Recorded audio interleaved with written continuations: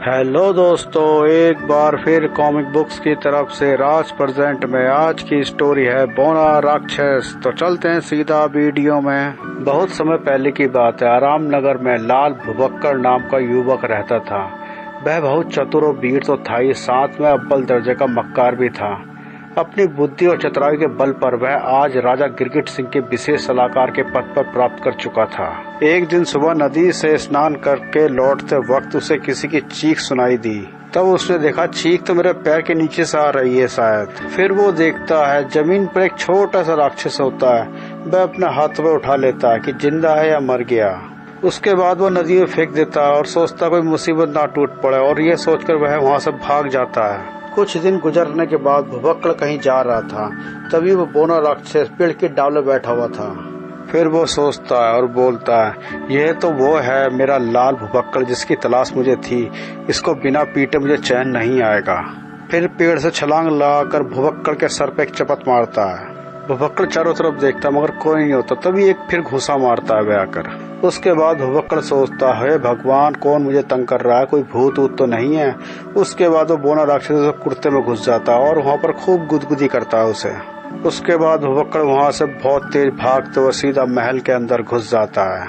मगर भुवक्कड़ को ये नहीं पता था कि वो बोना राक्षस की कुर्ते की जेब में बैठकर महल के अंदर वो भी घुस चुका है। और उसके बाद वो बोना राक्षस उसे कुर्ते की जेब से कूद जाता है और बोलता, अब मैं बन जाता हूँ लाल भुवक्कड़ और दिखाता हूँ अपना कमाल। और उस बोना राक्षस ने भुवक्कड़ का भेष धारण कर लिया और राजा के पास पहुंच गया। राजा बोलता है, लाल भुवक्कड़ तुम आज सवेरे सवेरे कैसा आना हुआ तुम्हारा? और भुवक्कड़ मुस्कुराते हुए बोलता, महाराज आज सवेरे से ही मेरे हाथ आपकी मूंछ खींचने को बेहद फड़फड़ा रहे हैं। और उसके बाद वो राजा की मूंछें खींचना शुरू कर देता है। और उसके बाद भुवक्कड़ वहाँ चला जाता है और सोचता है, मुझे शिकार को छकाने में ज्यादा मजा आता है। और महाराज भी सोच रहे होते हैं, ये आज इसे हुआ क्या। फिर महल का रसोइयों को देखते हैं। जो रसोइया खाना लेकर आता और बोलता, महाराज का नाश्ते का समय हो गया है। लेकिन जैसे ढक्कन हटाता रसोइया वहाँ सांप होता है। तभी भुवक्कड़ वहाँ पर आ जाता और हंसता हुआ बोलता, सांप देख मैंने ही रखा है। और कुछ ही देर बाद महामंत्री भुवक्कड़ से बोलते हैं, भुवक्कड़ जी आज सवेरे सवेरे महल में निरीक्षण करने निकले हैं? भुवक्कड़ बोलता, नहीं। फिर बोलता, आज सवेरे से ही मेरी बड़ी इच्छा थी कि किसी को कसकर लात जमाऊं। अब आप सामने आ गए तो आप पे जमाकर अपनी इच्छा पूरी कर लेता हूँ। और कुछ ही देर में बोना राक्षस ने लाल भुवक्कड़ के बेस में इतना हंगामा मचा दिया था कि असली भुवक्कड़ को भी देखकर लोग डर रहे थे। इसे देखकर भुवक्कड़ सोचता, असली वाला चक्कर क्या है, मुझे देखते लोग भाग खड़े क्यों हो रहे हैं। और कुछ ही देर में राजा के पास सारे मंत्री पहुंच जाते हैं और बोलते हैं, हमें भुवक्कड़ लाल से बचाइए। उसके बाद महामंत्री राजा से बोलते हैं, महाराज मुझे लगता है लाल भुवक्कड़ पागल हो गया। उसे शीघ्र ही पागल खाने भेज दिया जाए, नहीं तो वह सब कुछ तबाह कर देगा यहाँ पर। और ये बात लाल भुवक्कड़ सुन रहा होता है। फिर राजा बोलते हैं, आप ठीक कहते हैं महामंत्री, आज सुबह भुवक्कड़ ने मेरे साथ बदतमीजी की थी। और राजा क्रोध में बोलते हैं, सैनिकों लाल भुवक्कड़ को शीघ्र पकड़कर तब तक पागल खाने के लिए विशेष कक्ष में रखा जाए जब तक ठीक ना हो जाए। और सैनिक निकल पड़ते हैं भुवक्कड़ को पकड़ने के लिए। भुवक्कड़ ने ये सारी बातें सुन ली थी और पागल खाने का नाम सोचते हुए डर जाता था, इसलिए वो महल से भागकर सीधा जंगल में आ जाता है। तब भुवक्कड़ नदी किनारे सोच रहा होता है, सुबह से मेरे संग क्या हो रहा है। पहले नदी के स्नान करने के लौटते साथ मेरे संग अजीब हरकतें शुरू हो गई। आखिर ये सब कौन कर रहा है। तभी आवाज आती है, कहो लाल भुवक्कड़ कैसी रही मेरी चाल। भुवक्कड़ बोलता, कौन और सामने क्यों नहीं आते।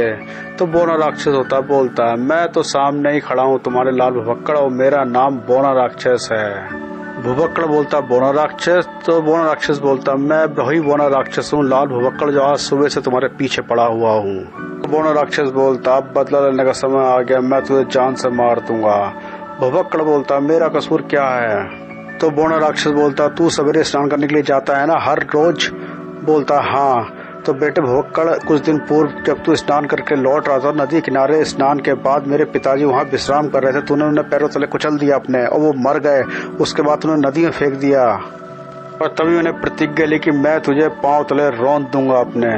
भुवक्कड़ बोलता, क्या? किंतु बोना राक्षस वह सब जानबूझकर थोड़ी हुआ था, मुझसे अनजाने में हो गया था। बोना राक्षस बोलता, मैं कोई दलील सुनना नहीं चाहता, बस मेरे हाथों तेरी मृत्यु होगी। उसके बाद बोना राक्षस को खूब मारता, उछल उछल के मारता, जिससे वो भाग जाता भुवक्कड़ वहां से। उसके बाद बोना राक्षस एक पत्ता तोड़ता, उसके ऊपर बैठकर उड़ते हुए उसके पीछे करता है। उसके बाद भुवक्कड़ एक पेड़ के नीचे सुस्ता रहा होता है कि सोच रहा होता है कि बोना राक्षस लगता है अब नहीं आएगा मेरे पीछे। मगर तभी बोना राक्षस पत्ते में बैठकर उसके पास आता और बोलता है, मैं तो यहाँ हूँ प्यारे। उसके बाद भुवक्कड़ एक बार फिर भागने लगता है। तब बोना राक्षस पीछे से बोलता है, ये लाल जब तक थक कर गिर जाएगा तो मैं भी इसे पांव तले कुचल डालूंगा। और भुवक्कड़ सोचता है वो कौन सी मनुष्य गढ़ी थी जब मैं स्नान करने के लिए निकला था। मगर भुवक्कड़ को सैनिक रोक लेते हैं और भुवक्कड़ सोचता मारे गए, अब सैनिक आ गए। फिर भुवक्कड़ सैनिकों से बोलता, मूर्खों मेरा पीछे छोड़ो, अपनी जान बचाओ वरना बोना राक्षस में जीवित नहीं छोड़ेगा, वह इधर ही आ रहा है। तो सैनिक बोलता कौन सा बोना राक्षस। मगर तभी मौका देखकर भुवक्कड़ वहां से फिर भाग लेता है और सीधा एक आश्रम में पहुंच जाता है मुनि के पास। और भुवक्कड़ प्रणाम करके बोलता, गुरुदेव कृपया मेरी मदद करें, मैं संकट में हूँ। वह शैतान बोना राक्षस मेरी जान के पीछे पड़ा है, मेरी रक्षा कीजिए। मगर गुरुदेव आंखें नहीं खोलते, तपस्या में रहते हैं। तो भुवक्कड़ सोचता है बुढ़ा कहीं धतूरा बूटी खाकर तपस्या तो नहीं कर रहा, कम वक्त आंखें नहीं खोल रहा है ये तो। तभी वहाँ बोना राक्षस पे रहता है और भुवक्कड़ सोचता है बोना राक्षस निकट आता है, भगवान मैं क्या करूँ अब मैं। उसके बाद भुवक्कड़ एक हांडी देखता है जो पेड़ पे टंगी होती है, बहुत सारी हांडियाँ। और भुवक्कड़ पेड़ पर चढ़ जाता और कहता है ये हांडी ऊपर से उसके ऊपर गिरेगी तो उसकी आंखें खुल जाएंगी शायद। उसके बाद भुवक्कड़ एक हांडी खोल देता है, हांडी सीधा गुरुजी के ऊपर गिरती है और गुरुजी की आंखें खुल जाती है और बोलते मैं सांप मुक्त हो गया। लेकिन मेरे सिर पर हांडी फोड़कर सांप मुक्त करने वाला भला मानुष कौन है। तब गुरुदेव पेड़ में भुवक्कड़ को देखते और बोलते तुम धन्य हो युवक, आज तुम्हारे कारण मुझे 1 वर्ष पश्चात अपने गुरु के सांप से मुक्ति मिल ही गई। और भुवक्कड़ सोच रहा था सांप से मुक्ति, ये बुड्ढा क्या बक रहा है, मैं तो इसकी तपस्या भंग करने के लिए हांडी इसके सिर पर फोड़ी थी। मगर वहीं पेड़ पे बोना राक्षस भी आ जाता और बोलता क्यों लाल भुवक्कड़ वृक्षों के पत्तों में छिपकर मुझे धोखा देना चाहते थे। फिर बोना राक्षस से मारते हुए बोलता चल नीचे जमीन से टकराकर तेरी 4-5 हड्डियां टूट ही जाएंगी, उसके बाद मैं तुझे कुचलकर अपनी प्रतिज्ञा पूरी कर लूंगा। और गुरुजी ये देखकर सोच रहे होते हैं मेरा मददगार संकट में है। और जैसे भुवक्कड़ पेड़ से गिरता हुआ हवा में अटक जाता है। फिर गुरुजी बोलते हैं ए मेरे मददगार तू चिंता मत कर, इस बोना राक्षस को मैं देख लूंगा। और बोना राक्षस बोलता है मेरे दुश्मन लाल भुवक्कड़ की मदद करने वाला ही मेरा दुश्मन है। और जैसे ही बोना राक्षस वृक्ष से छलांग लगाता है वैसे ही साधु बाबा की दाढ़ी बढ़ने लगती है और गुरुदेव की दाढ़ी बोना राक्षस और तो लिपट जाती है। बोना राक्षस बोलता अरे ये क्या हो रहा है, मुझे बंदी क्यों बना रहे हो। और भुवक्कड़ सोचता वाह रे ये साधु तो करामाती निकला। साधु आप बोलते हैं क्यों बोना राक्षस छूट सकते हो इस कैद से। और गुरुजी बोलते हैं लाल भुवक्कड़ अगर तुम कहोगे तो इस शैतान को बोने को आसमान में भटकने के लिए फेंक देता हूँ। तो बोना राक्षस बोलता नहीं मुझे छोड़ दो, मुझे इस लाल से बदला लेना है। मगर भुवक्कड़ के दिमाग कुछ और ही चल रहा था। वो सोच रहा था अगर इस राक्षस की मदद से मैं भी राजा को पागल साबित करके पागल खाने जाने को विवश कर दूं तो मैं राजा बन जाऊंगा। भुवक्कड़ सोचता लेकिन इस बोने को बस में कैसे कराया जाए। उसके बाद भुवक्कड़ साधु से बोलता साधु जी दुष्ट बोना राक्षस को मेरा गुलाम बनाकर मेरे हवाले कर दीजिए। और उसके बाद भुवक्कड़ बोलता ऐसा कर सकते हैं स्वामी जी। तो साधु जी बोलते क्यों नहीं लाल भुवक्कड़, तुम्हारी इच्छा का आदर करना मेरे लिए हर्ष की बात है। फिर वो एक ताबीज देते हैं, कहने इस ताबीज में मेरा बाल है, तुम अपने हाथों से बोना राक्षस गले में डाल दो और उसके बाद ये तुम्हारा गुलाम हो जाएगा। मगर साधु जी बोलते हैं ध्यान रहे जिस दिन ये ताबीज के गले से उतर गया उसी दिन ये तुम्हारा दुश्मन फिर से बन जाएगा। और उसके बाद साधु जी वहाँ से गायब हो जाते हैं। और भुवक्कड़ सोच रहा होता खैर अब मुझे इस बुड्ढे की क्या जरूरत थी। उसके बाद भुवक्कड़ बोना राक्षस से बोलता तू मेरा गुलाम है ना। तो राक्षस बोलता हाँ मैं आपका गुलाम हूँ हजूर। तो भुवक्कड़ बोलता क्या तू पत्ते पे मुझे भी उड़ा सकता है। बोलता क्यों नहीं उड़ा सकता। उसके बाद पत्ते पे उड़ते हुए दोनों महल की तरफ चल देते हैं। उधर महल में राजा गिरगिट सिंह सोच रहे होते हैं अब मुझे मेरा लाल भुवक्कड़ जैसा सलाहकार कहाँ मिलेगा। तभी महामंत्री आते हैं और बोलते हैं हमारे सारे सैनिक उसे ढूंढ कर आ गए मगर वो कहीं नहीं मिला। उधर हम भुवक्कड़ को देखते हैं जो महल की गुम्बद पर होता है और बोलता है राक्षस से बोना राक्षस क्या तुम महाराज की आंखों में दृष्टि भ्रम उत्पन्न कर सकते हो। तो बोना राक्षस बोलता क्यों नहीं कर सकता। तभी भुवक्कड़ सिंह बोना राक्षस से बोलता है ऐसा दृष्टि भ्रम उत्पन्न करो कि महाराज के सामने जो महामंत्री खड़ा है विचित्र सिंह वो उन्हें गधा दिखाई पड़े। उसके बाद बोना राक्षस वहीं से अपनी किरणें महाराज की आंखों में छोड़ता है। फिर महाराज को महामंत्री गधा दिखाई देता है और बोलते हैं इस गधे को बाहर निकालो यहाँ से। महामंत्री बोलता महाराज गधा कहाँ है। तो महाराज सोचते हैं अरे ये गधा तो बोलता भी है। तभी वहाँ सारे सैनिक बोलते हैं महाराज मगर गधा है कहाँ पर। फिर महाराज बोलते हैं तुम्हारे सामने ही तो खड़ा है बेवकूफ, पकड़ो इसे। फिर सैनिक बोलते हैं लेकिन यहाँ तो महामंत्री जी खड़े हैं। तो राजा बोलते हैं बकवास बंद करो, महामंत्री और गधे में अंतर दिखाई नहीं पड़ रहा तुम्हें। और उसके बाद सैनिक ना चाहते हुए महामंत्री को पकड़ लेते हैं और ये दृश्य देख के भुवक्कड़ बड़ा ही खुश होता है। उसके बाद राजा बोलते हैं सैनिक हो हमारा रथ तैयार करो, हम खुद भुवक्कड़ की तलाश में जाएंगे। फिर राजा सोचते हैं कहीं लाल भुवक्कड़ पागलखाने में जाकर कुछ करना बैठे। फिर भुवक्कड़ बौना राक्षस से बोलता है जो राजा के रथ में घोड़े लगे हैं, घोड़े की जगह उन्हें भुवक्कड़ दिखना चाहिए। और उसके बाद राजा को घोड़े की जगह भुवक्कड़ दिखता है और बोलते मेरा लाल भुवक्कड़ तू कहाँ था। उसके बाद राजा गुस्से से सैनिकों से बोलता है मेरे प्यारे लाल भुवक्कड़ को रथ के घोड़े की जगह किसने बांधा। सैनिक बोलते हैं मगर यहाँ तो कोई भुवक्कड़ नहीं है, ये तो घोड़ा है। फिर राजा बोलते हैं बकवास बंद करो, भुवक्कड़ को फौरन से रथ से खोलकर कक्ष में ले आओ वरना सबके सिर धड़ सा अलग कर दूंगा। उसके बाद राजा घोड़े को महल के अंदर ले आते हैं और आसन में बैठा देते हैं और बोलते हैं लाल भुवक्कड़ तुमने कई दिन से खाना नहीं खिलाया था। और बोलता है जाओ इसके लिए स्वादिष्ट व्यंजन लेकर आओ। वो घोड़ा सोच रहा था चाबुक खाते खाते तंग आ गया था, आज स्वादिष्ट खाना खाऊंगा। और शीघ्र ही महल के चारों तरफ अजीब और गरीब बातें शुरू हो चुकी थी कि राजा पागल हो गए लगता है। महामंत्री को गधा बताते हैं और घोड़े को भुवक्कड़। और उधर राजा घोड़े को भुवक्कड़ समझकर जी भर के खाना खिला रहा था। घोड़ा सोच रहा था यह इंसान भी अजीब चीज है, कभी घास खिलाता कभी पकवान, मगर मुझे क्या खाते जाओ बस। उधर भुवक्कड़ सीधा महामंत्री के पास पहुंच जाता है जो गधों के तबेले में था। और महामंत्री बोलते हैं अरे भुवक्कड़ लाल मुझे बचाओ इन गधों के से। भुवक्कड़ बोलता आप फिक्र मत करिए महामंत्री जी, मैं अभी आपको इसका ऐसे छुटकारा दिलाता हूँ। फिर भुवक्कड़ महामंत्री को वहां से निकाल लेता है। उसके बाद महामंत्री सब कुछ बता देता है। तो भुवक्कड़ बोलता है इसका मतलब महाराज पागल हो चुके हैं। तो महामंत्री बोलता है मुझे तो यही लगता है, किंतु लाल भुवक्कड़ तुम एकाएक ठीक कैसे हो गए। उसके बाद भुवक्कड़ बोलता है वह सब मैं आपको बाद में बताऊंगा, फिलहाल हमें ये महाराज के विषय में सोचना चाहिए। तो महामंत्री बोलते हैं इसमें सोचने से सब कुछ नहीं है, इस हालत में महाराज को गद्दी में रहना ठीक नहीं है। उसके बाद महामंत्री बोलता है उन्हें उपचार के लिए पागल खाने में जाना चाहिए। भुवक्कड़ सोचता शायद यही ठीक है उनके लिए और मन में सोच रहा था वाह मेरी योजना कामयाब रही। भुवक्कड़ बोलता मगर राजा की अनुपस्थिति में राजगद्दी कौन संभालेगा। तो महामंत्री बोलते हैं वो तुम संभालोगे, जब तक राजा ठीक नहीं हो गए तब तक तुम राजगद्दी संभालोगे। फिर राजा को पागल खाने लेकर आया जाता है। वहाँ पर एक बंदा होता है जो सोच रहा होता है राजा गिरगिट सिंह यहाँ पर। और उधर आराम से सोच रहा होता भुवक्कड़ सिंह कल सुबह मेरा राज तिलक होगा, मैं राजा बन जाऊंगा। तभी वो बौना राक्षस को देखता है, उसके गले का ताबीज टूटा हुआ होता है। फिर भुवक्कड़ बौना राक्षस के पास जाता और सोचता इस समय अगर वो सोया ना होता तो मेरे पीछे पड़ जाता, मुझे जल्दी ताबीज फिर से बांधना पड़ेगा। मगर तभी बौना राक्षस वहाँ से उड़ जाता है और वह सोता ही उड़ा जा रहा था। भुवक्कड़ उसका पीछा करने लग जाता है दौड़ते हुए।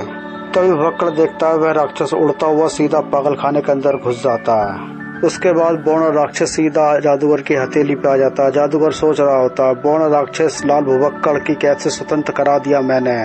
बोलता आज मेरे दोनों दुश्मनों राजा गिरगिट सिंह और लाल भुवक्कड़ का जिंदगी का अंतिम दिन होगा। फिर जादूगर बोलता है राक्षस बौने जाग और मेरे दुश्मन लाल भुवक्कड़ को खत्म कर डाल।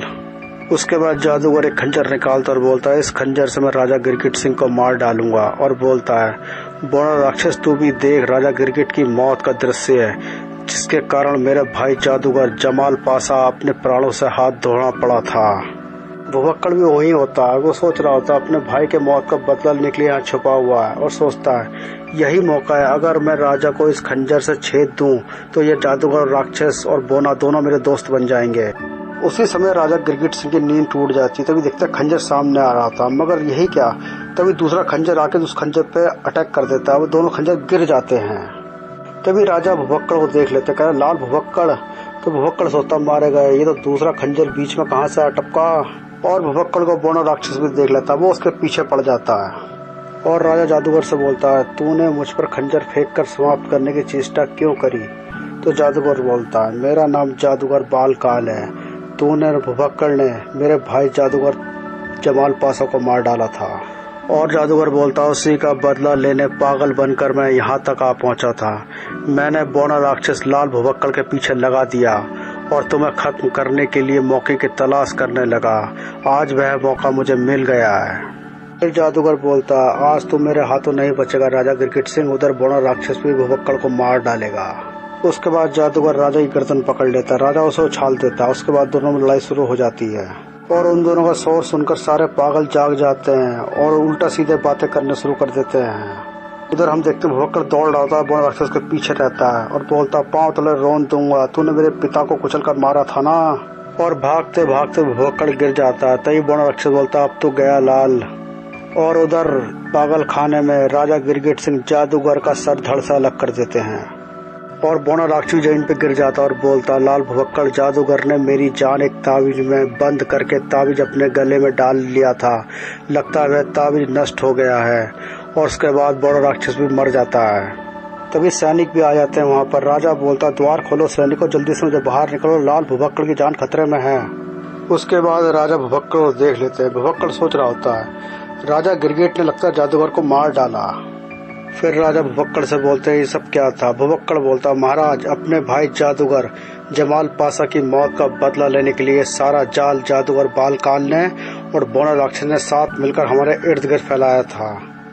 और उसके बाद राजा महामंत्री से क्षमा मांगते हैं। फिर राजा बोलते हैं, चलो इसी बहाने हमारे दुश्मन सब समाप्त हो चुके हैं। मगर तभी एक भविष्यवाणी होते, नहीं राजन, अभी आपका एक दुश्मन बाकी है। तभी वहाँ गुरुदेव प्रकट होते हैं। महाराज बोलता, आप कौन है महात्मा जी? और भुवक्कड़ सोच रहा होता, मर गए, ये वही सन्यासी जिसे मैंने साफ मुक्त किया था। फिर गुरुदेव बोलते, सन्यासी का कोई परिचय नहीं होता राजन, किंतु लाल भुवक्कड़ मुझे अच्छी तरह पहचानता है। फिर गुरुदेव बोलते, मैंने ही बौना राक्षस को लाल भुवक्कड़ का गुलाम बनाया था, किंतु मैं यह नहीं जानता लाल भुवक्कड़ उससे उल्टा सीधा काम कराएगा अपने लिए। उसके बाद गुरुदेव बोलते हैं, सबको बताओ लाल भुवक्कड़ की तुमने महाराज को पागल साबित करने के लिए बौना राक्षस की मदद ली। फिर बोलते हैं, गुरुजी, अगर जादूगर बालकान बीच में ना आता तो तुम्हारी योजना सफल हो गई थी। उसके बाद भुवक्कड़ वहाँ से भाग खड़ा होता है। तभी राजा बोलते हैं, पकड़ लो इसे। तब महामंत्री बोलता, लाल भुवक्कड़ को वही दंड दिए जाए जो विश्वासघाती को मिलना चाहिए। फिर राजा बोलते हैं, इसे 100 कोड़े लगाकर नगर में कुओं की खुदाई पर लगा दो। और इस प्रकार लाल भुवक्कड़ को अपनी करनी का फल अंत में मिल ही गया। तो इसी के साथ आज की स्टोरी खत्म होती है। प्लीज चैनल को लाइक और सब्सक्राइब जरूर करें ताकि आगे की वीडियो आपके पास पहुंचती रहे। तब तक के लिए गुड बाय।